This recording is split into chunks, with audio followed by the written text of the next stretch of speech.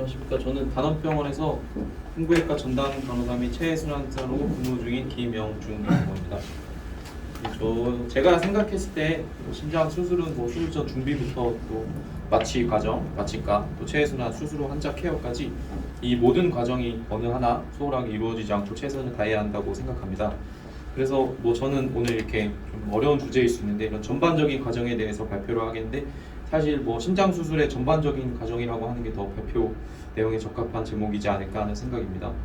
저희 병원은 그렇게 케이스가 많지 않아서 심폐기에 대한 부분은 다들 저보다 더 많이 알고 계실 거라고 생각해서 저는 심폐기에 대한 과정도 과정이지만 제가 맡은 역할이 이런 흉부외과 전담 간호사로서 수술 전 환자 준비나 수술 환자 케어에 대해서 좀 많이 이번 기회를 통해서 많이 공부를 해보게 되는 좋은 계기가 됐던 것 같습니다.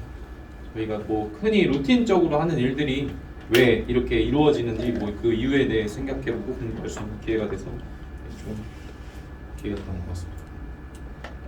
순서대로 진행을 하도록 하겠습니다. 네, 첫 번째로 수술 전 준비에 대해 말씀을 드릴 건데 수술 전 첫 번째로 이제 수술 전 환자 위험 평가 및 병력 청취입니다. 심장 수술이 필요한 환자가 내원하게 되면 기존의 약물 복용력이라든지 기저질환을 포함한 환자의 병력 및 증상, 신체 검진을 시작으로 심장에 대한 평가 등 수술 전 위험도를 파악하여야 수술 시 발생할 수 있는 사망을 최소화할 수 있기 때문입니다.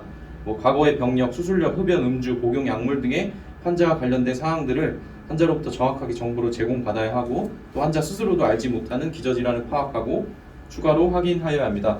특히 흡연의 경우에는 수술 후 폐합병증이 발생할 가능성이 많으므로 최소 2주 전에는 금연을 시키는 것이 좋습니다.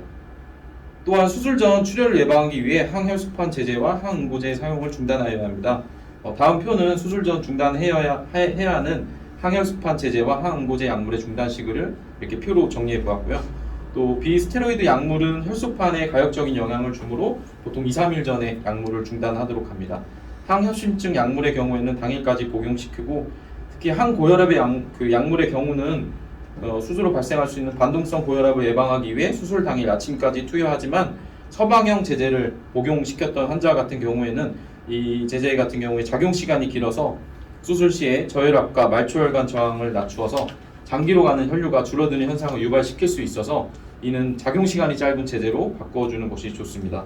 AC 이니비터와 ARB는 수술 며칠 전에 중단하는 것을 권하는데 이는 수술 직후에 말초혈관 저항의 과대 감소로 인한 혈관 확장성 쇼크가 나타날 수 있기 때문이며 이를 진단하기 위해 초음파상에서 심근의 수축력은 정상이고 또 사지가 따뜻하고 이럼에도 불구하고 혈압이 유지가 되지 않는 경우 바소프레신이나 페닐에프린 등을 사용해서 혈압을 유지시킬 수가 있습니다. 이 밖에도 베타 블로커, 칼슘 채널 블로커 등도 작용 시간이 짧은 제제로 바꾸고 복용을 중단할 필요는 없습니다. 그 밖에는 아미오다론 같은 경우는 수술 후 호흡 부전과 관련이 있을 수 있고 NPH 인슐린을 투여 중인 환자에게 있어서는 프로타민에 대한 부작용이 한 번도 인슐린 투여받지 않은 환자에 비해서 27% 정도 이상 반응이 더 잘 생긴다고 합니다. 또 한약재 성분은 이렇게 성분을 정확하게 알 수 없어서 뭐든지 다 중단시켜야 되고 마늘, 인삼, 은행 등은 수술 후에 출혈을 증가시키는 걸로 알려져 있습니다. 수술에 앞서서 또 이제 환자에게 설명할 때 수술의 위험도를 판단하는 것도 매우 중요합니다. 이를 토대로 수술에 대해 설명하는 것은 환자와 그 보호자에게 수술의 사망률 및 합병증의 발생률을 알리고 또 저희가 이제 수술에 대한 위험성에 대해 실제적인 이해를 하는데 매우 큰 도움이 됩니다. 이제 위험 요인들을 주요한 순서대로 가부터 악까지 순으로 나열해 보았고요. 여기서 보면 이제 신기능 장애의 경우 투석이 필요한 신부전이 합병되었을 경우 사망률을 거의 50%까지 상승시킨다고 되어 있고 또 ICU 중환자실에 입실해서 인공호흡기를 24시간 이상 사용할 경우에는 인공호흡기 연장 사용으로 정의하였습니다. 이는 적절한 항생제 사용, 기관지 수축에 대한 기관지 확장제 사용, 또 인유제 사용 등을 통해서 인공호흡기 연장 사용의 위험을 낮추는 방법을 제시하고 있습니다. 뇌혈관 질환을 진단받은 경우에는 증상의 유무와 상관없이 뇌졸중의 위험이 증가하는 걸로 알려져 있습니다. 수술 후 뇌졸중은 경동맥 질환의 유무보다 대동맥의 조작과 관련이 있다고 하는데 에어티 크로스클램프 과정에서 대동맥에 석회화나 동맥경화가 있을 경우에 뇌경색을 일으킬 수 있게 됩니다. 그러므로 사전에 저희가 초음파나 CT 등을 확인해서 또 수술 중에 세레브럴 옥시메터를 지속적으로 모니터링하면서 체순환 중에 혈압을 높게 유지하는 것이 뇌졸중 예방에 도움이 됩니다. 뭐 이 밖에도 뭐 종격동 출혈이나 수술 후 항응고제 사용에 따른 출혈, 뭐 종격동 감염 등의 여러 가지 합병증이 발생할 수 있어서 이를 조기에 인지하고 해결해 주는 것이 좋겠습니다. 네, 두 번째로 뭐 신체 검사에 대해 드리겠습니다. 수술 전은 물론이고 수술 후 중환자실에서 직접 환자의 피부와 맥박을 만지고 청진하는 것이 매우 중요합니다. 뭐 활력 징후에 같은 경우는 뭐 체온은 이제 보통 1도 정도 상승할 때마다 맥박이 분당 8.5회 정도 상승한다고 되어 있는데, 발열의 경우에는 뭐 감염을 의심해 볼 수도 있고, 저체온일 경우에는 갑상선 저하증이나 저혈당 같은 합병증을 의심해 볼 수 있습니다. 호흡은 인공호흡기의 부착 유무와 상관없이 호흡수, 호흡 노력, 패턴을 관찰할 필요가 있으며, 환자의 경우 피부 촉감과 더불어 사지동맥을 촉진하는 습관을 갖는 것이 매우 중요합니다. 혈압 측정의 경우 저희가 사전에 입원하게 되면 사지혈압을 측정해서 말초 동맥의 폐쇄 정도를 확인하고 있습니다. 또 체중은 객관적으로 환자의 인테이크 아웃풋을 보여주기 때문에 매일 점검하는 것이 매우 중요합니다. 뭐 이 밖에도 뭐 눈이 움푹 들어가 있거나 뭐 나와 있으면 갑상선 질환 같은 걸 의심해 볼 수 있고요. 흉부 신체 검사를 또 엑스레이나 여러 가지 상태를 확인하는 것이 좋겠습니다. 다음은 이제 수술 전 일반 검사 및 준비의 과정에 대해 말씀드리겠습니다. 보통 뭐 CBC, 비유행 크레아틴, 뭐 간 기능 검사, 갑상선 기능 검사, BMP, 뭐 CRP 등의 혈액 검사를 확인하며 저희가 교정할 것이 있는지 확인하여야 합니다. 또 뭐 소변 검사 수치상의 감염의 징후가 있는지를 확인하고 수술 전 폐 기능을 확인하여서 수술 후 사망률을 줄이는 데 노력하여야 합니다. 특히 뭐 수술 전에 탁과 전문의의 의견을 듣는 것도 중요한데, 특히 구강 상태의 경우는 이제 저희가 정상적인 환자 저희 상태에서도 구강은 이제 곰팡이와 수많은 박테리아의 서식지로서, 특히 면역 억제 상태이거나 심장 수술해야 하는 경우에는 이제 환자의 구강 상태가 수술 후에 뭐 감염성 심내막염의 위험이 증가할 수 있기 때문에 치과는 보는 게 좋겠고요. 또 신경과에는 뇌출혈이나 뇌경색 등의 수술 위험도 평가를 위해서 자문을 구하는 것이 중요하다고 생각합니다. 다음은 수술 전 이제 시행하는 심장 영상 검사 및 심장학 검사에 대해서 간단하게 설명드리겠습니다. 수술 전에 이제 흉부 X선 검사는 저희는 체스트 PA와 체스트 AP를 두 가지 다 촬영해서 그 수술 후에 이제 심실이 확장되지 않는지 참고를 해야 되는데, 아까 이제 선생님이 설명했던 것처럼 C분의 뭐 A 플러스 B가 0.5 이상이면 카디오메갈리로 보통 이제 저희가 진단하게 되고요. 그 밖에도 다음 사진을 보여드리겠습니다. 이게 엑스레이인데, 엑스레이에서 이제 잘 보이지 않는 구조물을 살펴보면 저희가 이제 보통 이제 특별한 경우가 아니면 레프트 에이티를 뭐 좌심방과 우심실은 뭐 이 구조상에서 엑스레이 상에서는 잘 보이지는 않습니다. 또 그 밖에도 뭐 폐부종이나 폐렴 등을 여러 가지를 확인할 수 있습니다. 또 이제 저희가 흉부 컴퓨터 단층 촬영을 확인해서 대동맥의 석회화 및 대동맥 차단 부위를 꼭 확인하며 상행 대동맥의 이제 대복제 정맥을 봉합을 할 경우에도 이를 확인을 하여야 합니다. 보통 저희 병원에서는 뭐 경동맥에서 대퇴동맥까지 CT 촬영을 해서 혈관의 폐쇄 유무와 석회화 유무를 확인하게 됩니다. 또 이제 심장 수술이 필요한 환자인데 관상동맥 협착 위험도가 적다, 이런 환자의 경우는 이제 뭐 간단하게 코로나리 CT를 촬영해서 저희가 이제 뭐 짧은 검사 시간 뭐 비용 면에서도 장점이 있고요. 그 다음에 이제 다이섹션 환자의 경우는 이렇게 혈관 전사나 단층 촬영을 통해서 뭐 내막 파열의 부위 및 재진입 부위, 박리의 범위, 뭐 분지혈관의 침범 유무, 장기의 허혈성 변화 등을 평가를 할 수 있습니다. 다음으로 심장학적 검사에 대해 말씀드리면 저희 병원에서 실시하는 일렉티브 수술에서의 이제 확인하는 검사들입니다. 특히 심전도는 많은 정보를 제공하기 때문에 반드시 확인해야 되는데, APB 있거나 뭐 동성기능 부전이 있을 경우에는 메이즈 수술이나 아니면 뭐 페이스메이커 등의 치료가 필요할 수 있어서 꼭 확인해야 하는 것이 좋고요. ST 분절의 뭐 상승이나 하강, 뭐 테이블 인번저 등을 확인해서 심근에 허혈이 있는지 뭐 알아보는 것이 좋겠습니다. 뭐 이렇게 운동부하 검사라든지 뭐 심장 초음파 같은 경우는 뭐 이미 그 가치가 잘 알려져 있어서 이제 심근의 뭐 수축력이라든지 국소적 심근 수축력의 이상, 뭐 심실이나 심방의 확장, 판막의 이상의 유무 등을 판단하며 수술 전에 뭐 특별하게 경식도 초음파를 하진 않는데, 혹시나 뭐 베지테이션이 의심되거나 뭐 믹소마, 인공 판막염, 뭐 폐동맥 내 혈전증, 뭐 대동맥 박리증을 진단할 때 이거를 사전에 시행해서 유용하게 쓰일 수 있습니다. 뭐 관상동맥 조영술의 경우는 거의 모든 심장 수술 환자에게서 뭐 이렇게 시행하고 있습니다. 다음은 이제 심장 마취에 대해 말씀드리겠습니다. 뭐 저희가 마취하는 건 아니지만 체내순환사와 마취과는 매우 밀접한 관련이 있어서 이 과정을 이해하는 것이 매우 중요하다고 생각합니다. 심장 첫 번째로 수술 중 감시 장치에 대해 말씀드리면 체해순환 중에 모니터링에 나온 수치들을 보고 평가를 하기 때문에 이를 잘 보고 해석하는 것이 중요하다고 생각합니다. 보통 심전도의 경우는 주로 리드2를 이용해서 감시하게 되는데 리드2의 경우는 심방의 정기적인 축과 평행을 이루어 피파가 가장 잘 보여서 부정맥과 심근 허혈을 발견하는 데 도움이 됩니다. 보통 심근의 허혈을 집중 감시하기 위해서 마취과에는 리드2와 흉부유도의 V5를 함께 감시하고 전해질 혈액가스 이상 순환 상태에 악화는 자주 부정맥으로 나타납니다. 또 A라인의 경우 혈압의 관찰뿐만 아니라 ABJ 검사도 시행할 수 있고요. 보통 요골동맥이 가장 많이 사용되는데 이 센서를 통해서 센서가 예를 들어 저희가 심장 높이가 아니라 심장 높이보다 10cm 정도 차이 나면 높이당 7.6mm 머큐리의 혈압 차이를 보일 수 있으므로 정확하게 센서를 위치시켰는지 확인하는 것이 중요하겠습니다. 그리고 심폐기 이탈 시에 말초동맥과 중심동맥의 차이가 현저하게 나는 경우가 있습니다.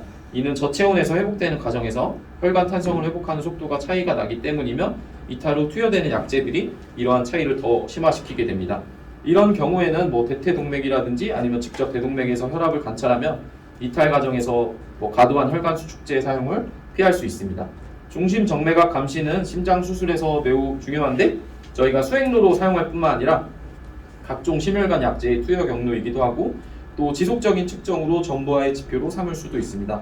또 체해순환 중에는 탈혈 상황과 순환 혈액량을 반영하기도 합니다.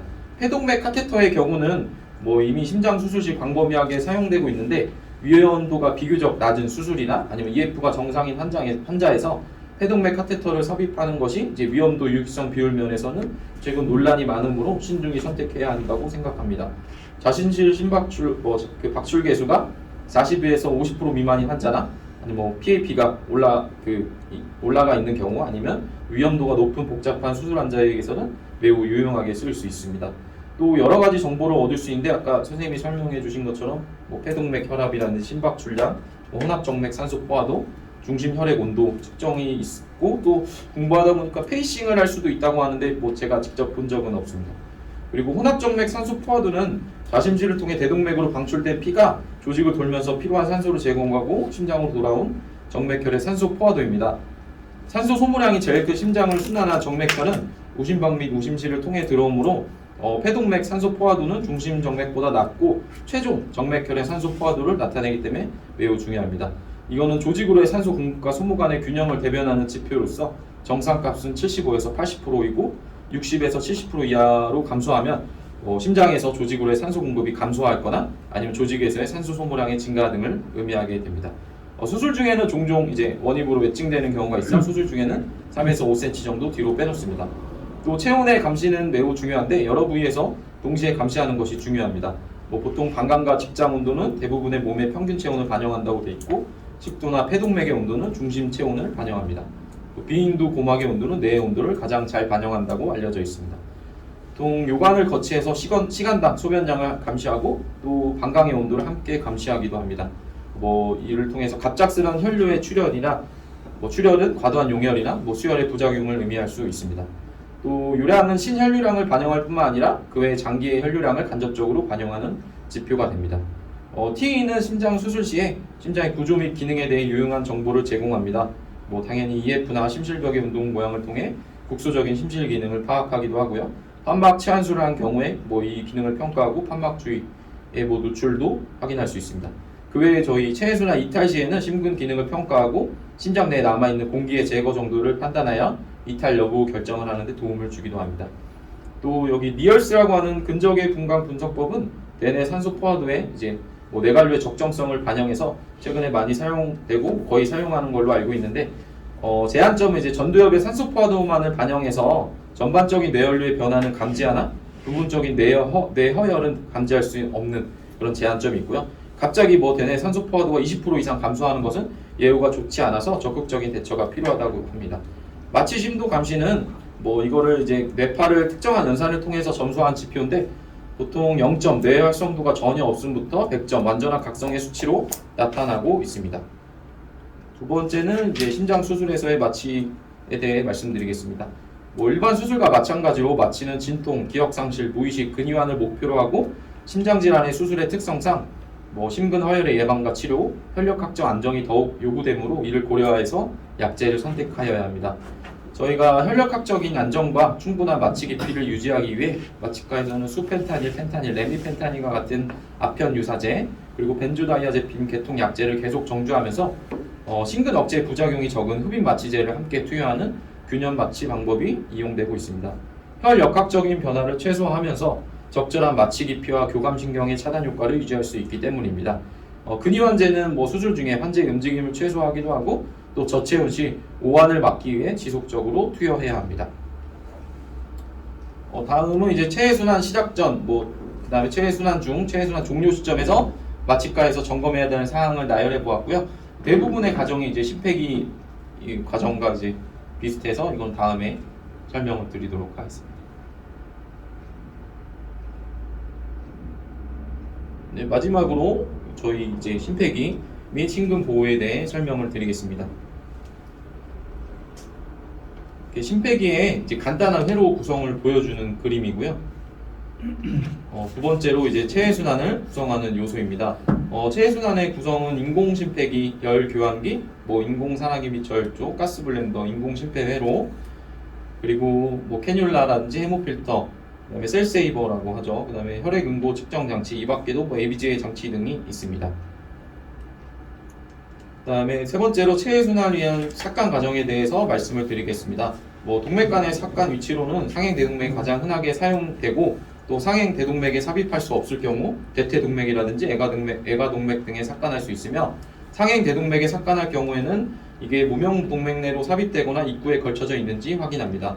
심폐기 가동 후에 갑자기 동맥 간의 압력이 상승하고 요골동맥압이 감소할 경우 대동맥의 삭간 부위를 관찰하여 대동맥 박리가 발생하였는지를 확인해야 합니다. 만약 대동맥 박리증이 의심된다면 즉시 심폐기 가동을 중단시키고 다른 부위에 동맥간을 삽입을 하고 대동맥 박리 부위는 교정해 주어야 합니다.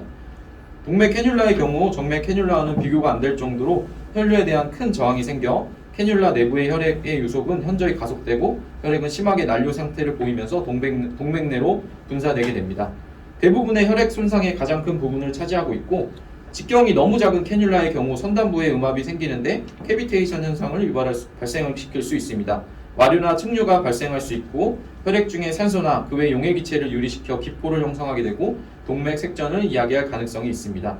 보통 프레셔로스가 100mm 머큐리 이하로 유지 가능한 직경의 캐뉼라를 선택하게 됩니다. 정맥 간의 삽입 위치는 수술 종류에 따라 결정되게 되는데 보통 관상동맥의 수술이나 대동맥 판막 수술일 경우에는 우심방의 2스테이지 캐뉼라 하나만 삽입해도 충분하고 우심방을 열어야 하는 경우에는 상대 정맥과 하대 정맥에 각각 하나씩 삭간을 한 뒤 토니켓을 설치해서 수술 중에 공기가 심폐기 내로 들어가지 않도록 합니다. 우심방에 직접 삭간이 힘들거나 흉골 절개 전에 심폐기 가동이 필요한 경우에는 대퇴 정맥에 삭간하는 수도 있습니다. 정확한 캐뉼라의 크기는 각각 환자에 있어 사용된 최대 관류량에 의해 계산되어지고 또 주로 정맥 혈혈은 3분의 2가 하대 정맥으로 3분의 1이 상대 정맥으로 이루어집니다.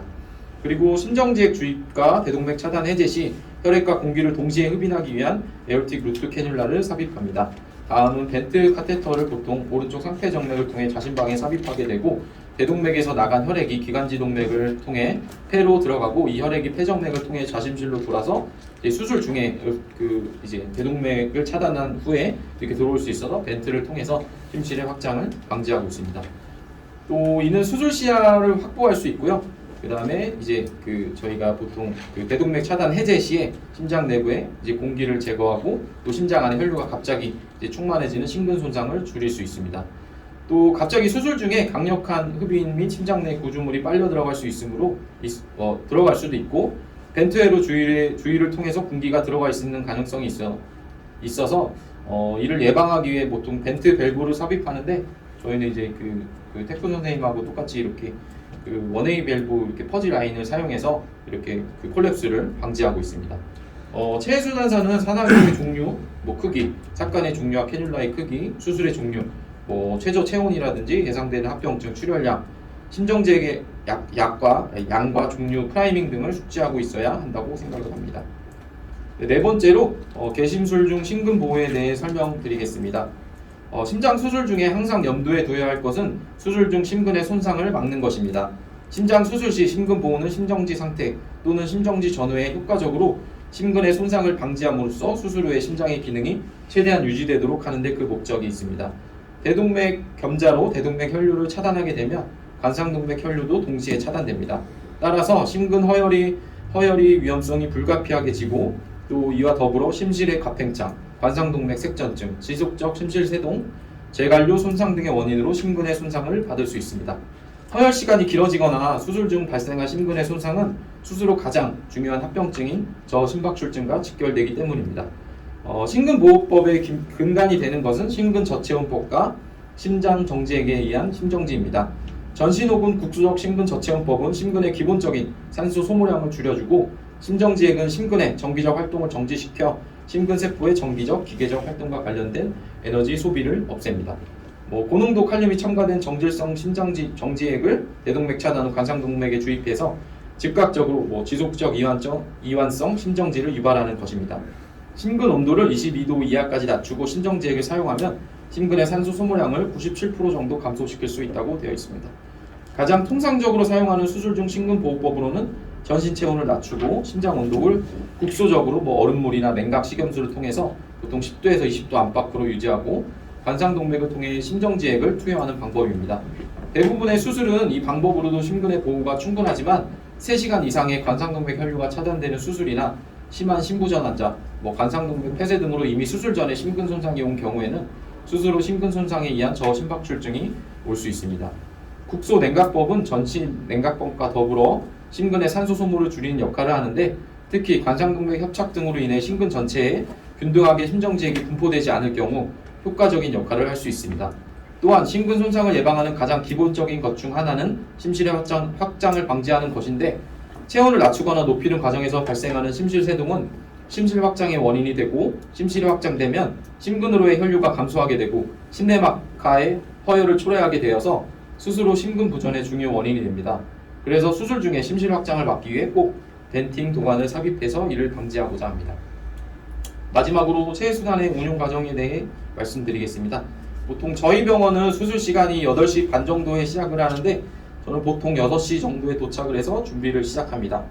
보통 이제 차팅이나 환자의 컨디션 같은 거, 바이탈 사인 등을 확인해서 열이 나게 되면 수술을 이제 미뤄야 될 수도 있고, 또 예전에 이제 외국인 환자인데 갑자기 죽은 어머니가 꿈에 나와서 수술을 안 하겠다 그래가지고 취소된 경우도 있어서 이를 모르고 셋업을 했다가 또 이런 소모품들을 버릴 수 있어서 꼭 반드시 이렇게 확인을 하게 되고요. 수술 전날에도 점검을 하게 되는데 펌프 열교환기, 셀세이버 등의 전원 상태를 가장 먼저 점검을 하고요. 그 후에 카디오플레지 약물과 프라이밍에 사용된 약물을 준비해 놓습니다. 그 후에 심폐기 셋업을 시작하게 됩니다. 저희 이제 체해순환 심폐기를 다 셋업하게 된 후에 꼭 프리바이패스 체크리스트를 작성해서 셋업 과정에서 빠진 것이 있는지 한번 확인하게 되고, 그리고 이제 수술할 때 저희가 레벨 센서나 버블 센서를 꼭 사용하려고 하는데, 근데 저희 병원에서 이제 위닝 과정에서 아티리얼 캐뉼라가 빠져서 한 리저버에 1500cc 정도가 있었는데 5초, 10초도 안 걸려서 리저버의 레벨이 거의 0에 가깝게 줄어드는 것을 보고 이것을 꼭 사용해야지 환자의 안전을 위해서 꼭 반드시 중요하다라는 생각이 들었고, 또 이때 리서큘레이션 라인 역시 그 상황에서 이제 태쿤 선생님이 볼륨을 RA로 채워주면서 이제 심장으로 다시 이제 심장이 나가고 에어틱 캐뉼라를 어떻게 과장님이 집어넣어서 수술이 다행히 끝났던 거를 보고 이 라인도 역시 중요하다고 생각해서 저는 꼭 필요하다고 생각을 합니다. 또 이제 체해순환이 순환하는 과정에서 저희가 튜빙이라고 하는 인조혈관에 접촉을 하게 되는데, 혈류의 전달 방식이 신장에 의한 순환과 다르게 비박동성이고 비생리적이어서 점진의 염증 반응 및 혈액 응고 체계의 변화, 주요 장기의 손상 등이 유발될 수 있다는 단점이 있습니다. 이 튜빙은 내막 세포가 없어서 트롬빈과 혈전이 매우 쉽게 발생하기 때문에 이를 방지하기 위해 저희가 ACT를 헤파린을 주입하고 ACT를 사용하여 480초 이상 유지되도록 합니다. 이렇게 캐뉼레이션 준비가 끝나면 ACT를 확인한 후 가스 유량, FiO2 농도, 열교환기의 온도 등을 확인해서 이제 클램프를 풀어서 천천히 체해순환을 시작하게 됩니다. 드레인의 양이라 드레인되는 거나 이제 혈류에 걸리는 압력, 그 다음에 그 리저버 레벨, 혈압 등을 관찰하면서 펌프의 속도를 천천히 올리게 됩니다. 동맥관과 정맥관의 색깔 차이를 바로 꼭 확인하게 되고 10분 이내로 소변이 떨어지는지를 확인하고, 그렇지 않은 경우에는 이를 해결할 수 있도록 문제점을 파악합니다. 플로우가 이제 100%에 도달하게 되면 마취가에 알려서 벤틀레이터를 오프할 수 있도록 하고, 체해순환 시작 후 한 5분 정도 안에 에비제이와 ACT를 확인해서 관류 상태와 항응고 상태를 확인합니다. 체해순환이 시작되면 뭐 헤모다일루션으로 인해 뭐 비스코시티가 감소하게 되고 이는 전신혈관 저항의 감소로 인해 혈압이 떨어지는데 보통 이제 혈압은 이제 말초혈관이 그 체온 저하로 인해 수축하게 되고 뭐 내인성 카테콜라민과 안지오텐신의 보상성 분비로 혈압은 천천히 이제 다시 증가하게 됩니다. 만약에 지속적으로 혈압이 감소하거나 뭐 이렇다면 뭐 대동맥박리나 아니면 뭐 드레인이 안 되는지 아니면 펌프가 뭐 잘못되지 않았는지 혹시나 뭐 프레셔 그 압력 측정기에 오류 같은 게 있는지 찾아봐야 합니다. 또 고혈압은 뭐 저체온에 의한 혈관 수축이나 부적절한 마취와 통증 조절, 뭐 내인성 카테콜라민의 농도의 상승이나 뭐 산전기 균형의 변화, 그리고 혈액 내 가스 교환 등으로 원인으로 발생할 수 있으니 꼭 이 상태를 확인하도록 합니다. 이렇게 모든 준비가 끝나면 그 에올틱 크로스 클램프를 시행하게 되고 이때는 심장으로의 혈류가 차단되고 심정지액을 관상동맥으로 투여해서 심정지를 유도하고 심장 수술을 시작하게 합니다. 뭐 대동맥 차단을 시행할 때는 다들 아시다시피 송혈량을 줄여서 저희가 혈압을 낮추고 ACC를 시행하게 됩니다. 이는 대동맥벽의 손상을 방지하고 심근 부하를 경감시키기 위해서이고 이후 심정지액을 주입합니다. 심정지액 주입 시에 EKG 모니터를 확인하면서 QRS가 이제 와이드닝 되면서 하트레이트가 느려지고 심장이 멈추는 걸 확인하고 이렇게 충분히 다 멈춘 걸 확인하고 이때 플로우를 이때 증가시켜서 다시 원래 적정 관리량에 도달시키게 됩니다. 뭐 저희 병원에서는 꼭 블러드 카디오플레지아를 사용하는데 이제 혈액과 이제 정질성 심정지액을 섞어서 사용하는 그 고칼륨 저온 병용에 의한 심정지를 유지하고 대사를 억제하는 것은 보통 이제 크리스탈로이드 그 심정지액과 동일하지만 이제 혈액 병용에 의해서 산소 운반 능력, 뭐 완충 능력이라든지 교질 삼투압이 증가하고 혈액 희석을 줄일 수 있다는 장점이 있습니다. 그다음에 체해순환 중 혈압 및 혈류량은 조직으로의 적절한 산소 운반과 무혈 수술 시약 이 모두 두 가지 모두를 적절하게 만족시킬 수 있는 수준이어야 합니다.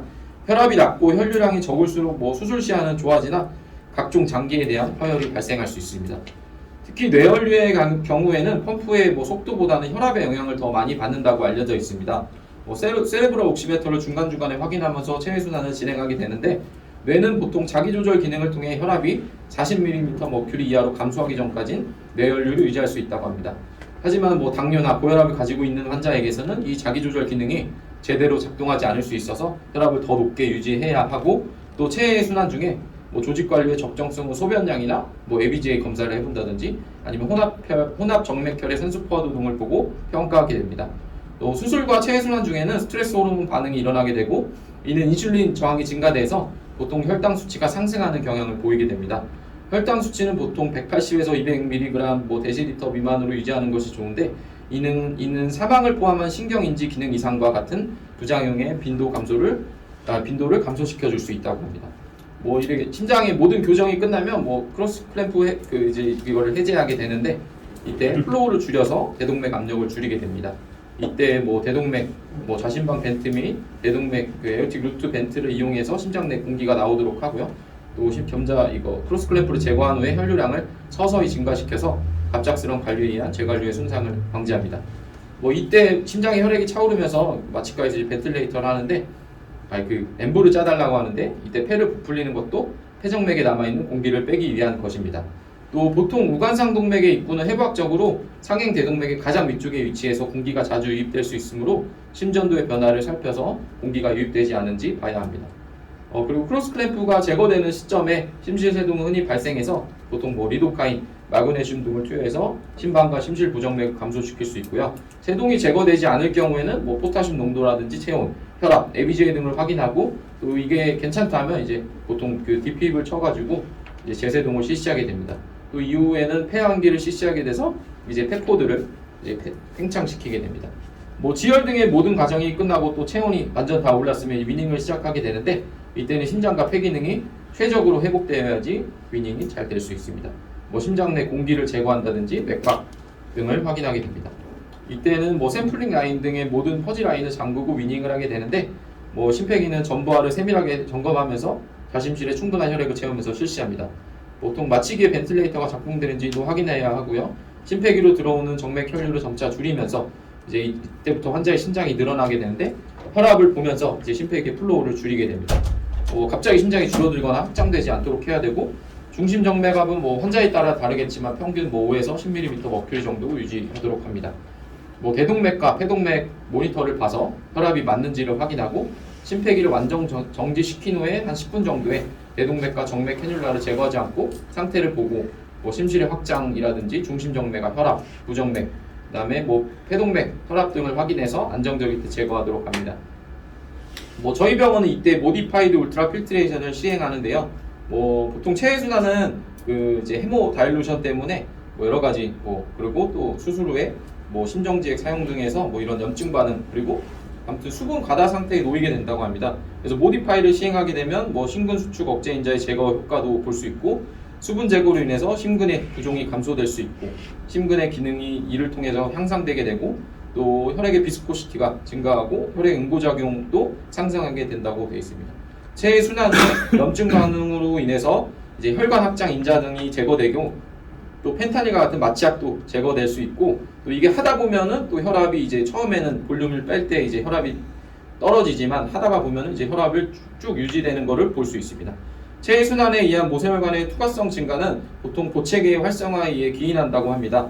이렇게 모디파이를 시행하면 체내 그 폐내의 수분도 제거할 수 있고 수술 후에 폐 기능에 영향을 미치는 염증 반응 매개체인 활성 보체계 등을 제거해서 수술 후 발생하는 폐 기능 손상을 줄일 수 있습니다. 마지막으로 프로타민을 투여한 후 뭐 소변량과 혈압, 중심정맥 등의 혈력학적 수치가 안정되었을 때 모든 캐뉼라, 뭐 대동맥 캐뉼라부터 제거하게 됩니다. 그리고 남아있는 이제 피는 우리가 셀세이버를 사용해서 마취가에 넘겨져서 사용할 수 있도록 해야 됩니다. 저는 이제 체해순환이 종료된 후에 중환자실에서 또 병동에서 환자도 직접 케어하기 때문에 체해순환의 결과라고 할까요? 뭐 이제 환자가 이제 뭐 쉽게 얘기해서 저희가 한 행위에 대해 점수를 매길 수 있는 것 같습니다. 전에 이제 뭐 봤을 때 저희가 벤틸레이터도 그날 이제 위닝을 못하는 경우도 있는데 뭐 태군 선생님이 도와주시고 나서 이제 모디파이도 하고 이제 펌프를 이제 뭐 적정한 플로우로 돌리다 보니까 뭐 이렇게 뭐 대부분은 환자들 나가서 바로 그 익스튜베이션 하는 거고요. 뭐 심지어 뭐 이퓨전이 있어서 라식스를 쓰던 환자들도 엑스레이 찍어보면 렁이 되게 깨끗한 거를 볼 수 있습니다. 그래서 저는 선생님을 보면서 뭐 체해순환이 보통 수술의 보조 과정이 아니라 뭐 저희가 뭐 수술적인 교정을 해줄 수는 없지만 펌프를 통해서 환자를 좋게 만들 수 있는 걸 보니까 체해순환이 굉장히 매력적이고 직업에 대한 이제 자부심을 느껴야 된다고 생각을 하였습니다. 감사합니다.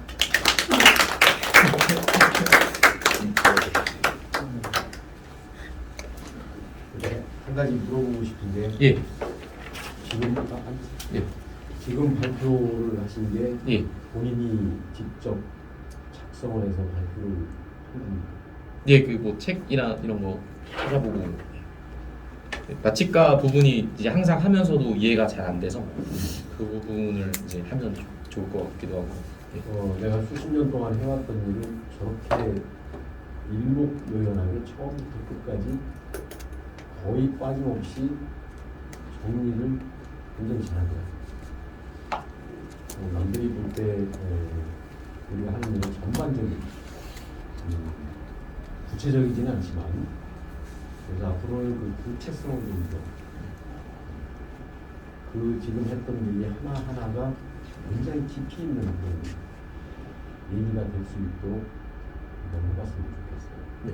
지금 정리하는 실력 같으면 아마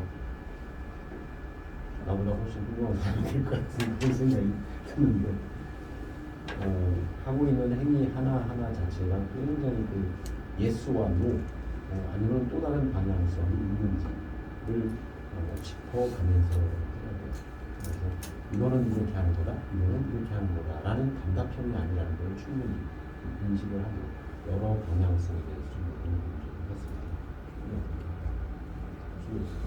감사합니다.